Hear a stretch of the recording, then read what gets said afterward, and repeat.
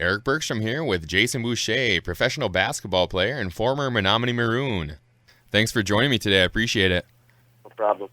All right, so let's start with this. Rumor has it that you're retiring after 10 years of professional basketball. Is that true? Yeah, it's true. I had a good 10 years. My fiance and I are expecting a baby in January, so we decided to not go back this year and pretty much hang them up. So When you first start watching basketball again, I'm sure you're going to be itching to get back out there, hey, when the NBA starts? Oh, yeah. I miss it now. I mean, my first game would have been yesterday over there, and yeah, it's hard. Like I said, I've been playing basketball since I've been 5 years old, so 30 years of playing and now just quitting. That's right. Cold turkey. It's gonna be different, but I'm happy with my decision. And like I said, I mean, I can't complain. I've been playing professional basketball for 10, 11 years now. So. Well, congratulations on your career that you had and on getting married and also having your first child. Your future wife is a very good basketball player as well, so I imagine your child is going to have really good basketball genes, hey? Yeah, she was pretty athletic too. I mean, she played basketball and volleyball in college too. So yeah, I'm sure our boy will have some pretty athletic genes. Yeah. What was it like to play the game that you love as a career and get to see the world as well?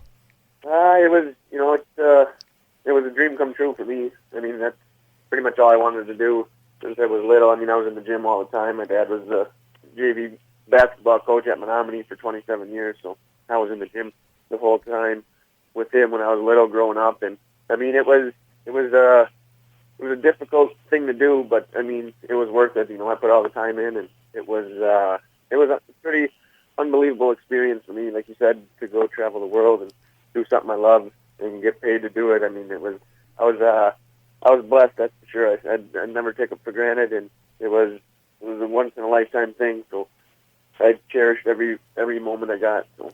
You spent a lot of time in Germany. I've been there as well. I've been to Hamburg, Cologne, and a few other places. And tell me what Germany means to you, because I know you spent a lot of time there. And tell me about the German people.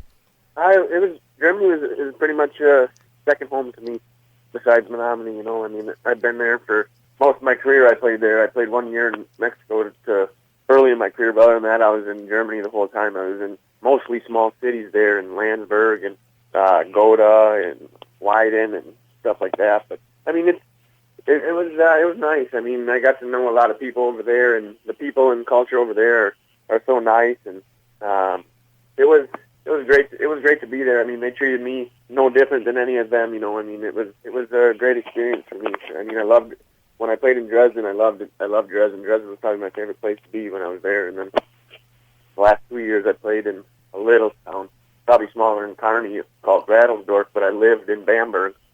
And Bamberg's a beautiful city too, so I loved being there. And I'm glad my fiance got to join me over there.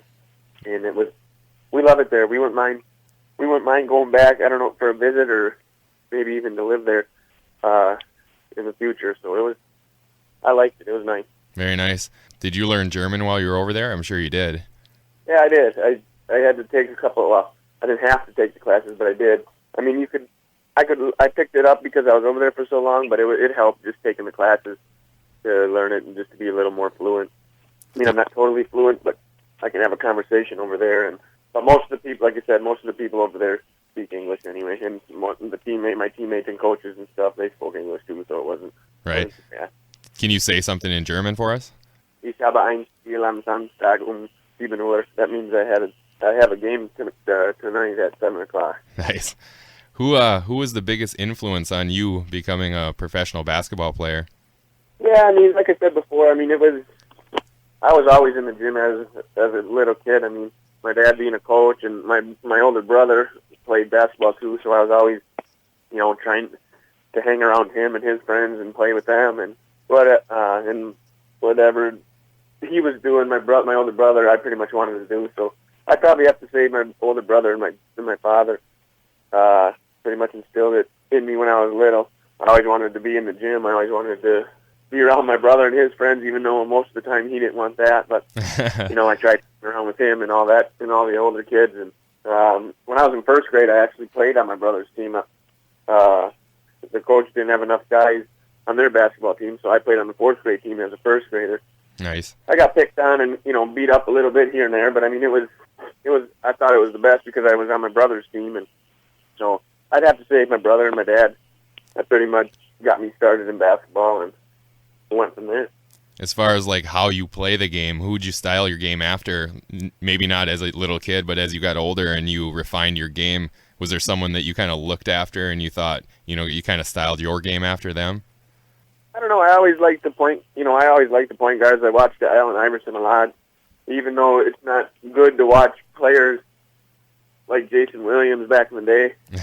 Yeah, I liked him too. Whatever, but those are my favorite players. I didn't do most of the flashy stuff like them, but I watched all their games and tapes on them, and I just liked the way they played. And for me, I didn't take anything for granted.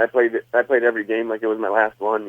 Every minute I was out there, I was hustling, diving on the ground, doing the little things. So, but yeah, Allen Iverson and Jason Williams when I was growing up were the guys that I watched the most. And Jason Williams was crazy flashy too. Talking about that, he's for people out there, for kids who are going to listen to this, you should YouTube him because he's got some crazy highlights. Yeah, he played the game a different way, but he was successful too for a couple of years at doing what he did. So right. Yeah, he was really flashy, but he got the job done. So. What do you think was the best game you ever played? Was it like what were the most points you ever scored in a game? I don't know if it was my best game I ever played, but the last game of last season, I had 53 points. Wow. I made 13 threes, and holy. It was just one of those days where everything I threw up went in. The worst part about it is we lost the game. So really? That was the most important thing to me. But yeah, my most points were last year. You were talking. At the age of 35, I had 53 points and 13 threes in a game. So nice. You were talking about how you dive on the floor and do anything, for your team or whatever.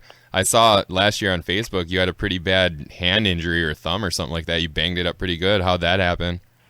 Yeah, that was the first major injury I've had since I was playing. I mean, I broke a bone in my foot a couple of years ago, but I was only out 4 weeks with that. And then last year I ended up getting my hand and thumb caught in someone's jersey, and it pretty much bent back all the way down to my wrist. Wow. So the competitor I just taped it up and tried playing through it, and eventually it got too bad where I couldn't do it. So I played 2 weeks with a broken thumb. Wow. And then I finally went to the doctor, and I tore all the ligaments out there, and my knuckle was cracked. So I had to get a screw put in and a surgery to fix the ligaments in there. And so I was out 2 months, 8 weeks, 9 weeks last year. But the good part about that was it was over. Most of it was over Christmas break, so I only had to miss 4 games because when you have a break over Christmas time over in Europe and for about a good 4 or 5 weeks, so I only missed 4 games. But yeah, I ended up breaking my thumb and tearing the ligament and cracking the knuckle. That was the only injury I've had in whatever, so I've been pretty lucky. Yeah, for sure. Who was the best player you ever played against in your career? Is there one that stands out? I can't really say. I played against a lot of players. Back in the day when I lived down in Grand Rapids, I used to go to the Detroit and play in the Detroit Summer Pro-Am. I played against Isaiah Thomas and wow. Mateen Cleaves and all the guys, and Tayshaun Prince and all those guys from the Pistons. I don't know. I mean, over in Europe, there's a lot of good European players, but probably I can't really even say. Yeah, there was a lot of good guys from big colleges over there, from North Carolina, like Ray Felton and all them guys. Really? That's cool. I've been lucky to play against guys that are now on TV where we get to watch them too. Right, exactly. I played against Jose Barrera back when I was in the CBA when it was like the D League. So I played against a lot of good players. I can't really name one that was the best or toughest, but I've been fortunate to have play a lot of good competition. That's pretty cool that you got to play against Isaiah Thomas too, Hall of Famer. Oh yeah, he was probably 40 at the time, and he still was scoring 30-some points a game. Yeah, he's unbelievable. Yeah, I can just imagine how he was when he was in his prime.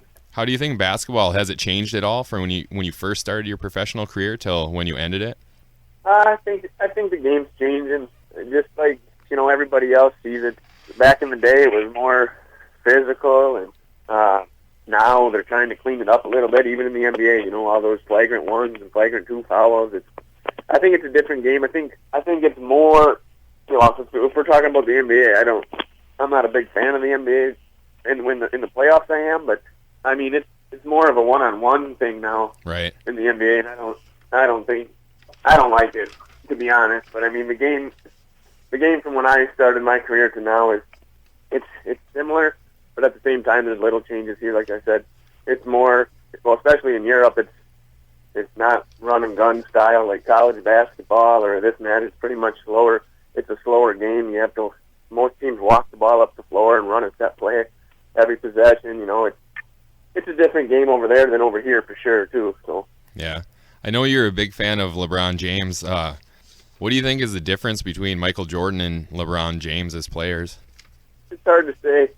I mean, everybody's comparing LeBron James to Michael Jordan. In my opinion, he'll never be as good as Michael Jordan, in my opinion. But I mean, in today's game, LeBron James is the best player on the planet. I mean, he's 6'8", 265 pounds, and he can play every position. He can guard every position. He's a freak of an athlete, you know. I mean, and back in the day, Jordan could do pretty much the same stuff as LeBron, but I don't think Michael could guard the centers like LeBron can now. Right. I think that's the only difference, is LeBron can pretty much play every position, and Jordan, well, I guess Jordan didn't have to. I'm sure he probably could have, but that's the biggest difference, I think, between them. How has basketball shaped your life since you started as a young man and grew into a man playing the game you love, and now you're getting married and having a kid? How has basketball shaped your life? Yeah, it showed me. I've been on a lot of teams in my life, and like you said, I've been around the game the whole time. And basketball is my life, was my life, whatever, however you want to say it. So I mean, it's a tough question. How has it shaped it? I've just been around it the whole time. I've met a lot of great people. My college coaches were unbelievable. My pro coaches were unbelievable. You know, it just showed me that no matter what you want to do when you're little or whatever, if you put in the time and the effort in anything you do, whatever you want to do, whatever direction, sports, business, you know, just life in general, if you put in the time and you put in the work and effort, you know, things can happen for anybody. Well, Jason, thanks a lot for joining me today, and congratulations on your career and getting married and having your first child. I appreciate it. Well, thanks for having me. Appreciate it.